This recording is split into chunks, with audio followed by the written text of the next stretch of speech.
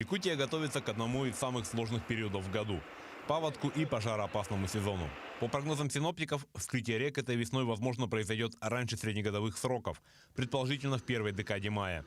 Вместе с тем, в лесных массивах активно тает снежный покров, что чревато ранним началом лесных пожаров.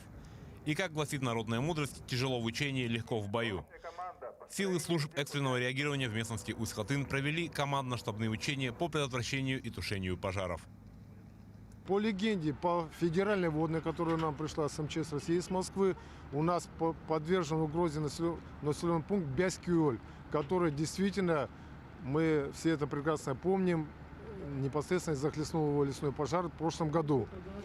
Соответственно, сейчас происходят те самые практические мероприятия, которые организованы всеми формированиями лесопожарными и всеми органами управления, в том числе МЧС России, силы привлечены именно к тушению этого лесного пожара.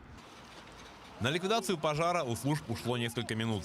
Каждый участник учений, будь то спасатель, пожарный или сотрудник лесоресурса и лесоохраны, точно знали свое место и задачи, которые надо выполнять.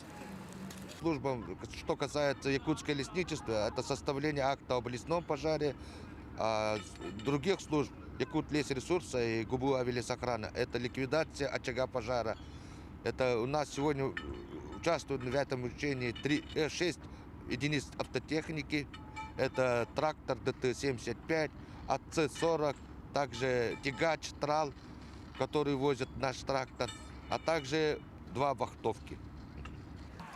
По результатам учений руководство Главного управления МЧС России по республике поставило оценку «хорошо». Особо отметили, что все структуры отработали слаженно и в тесном взаимодействии друг с другом.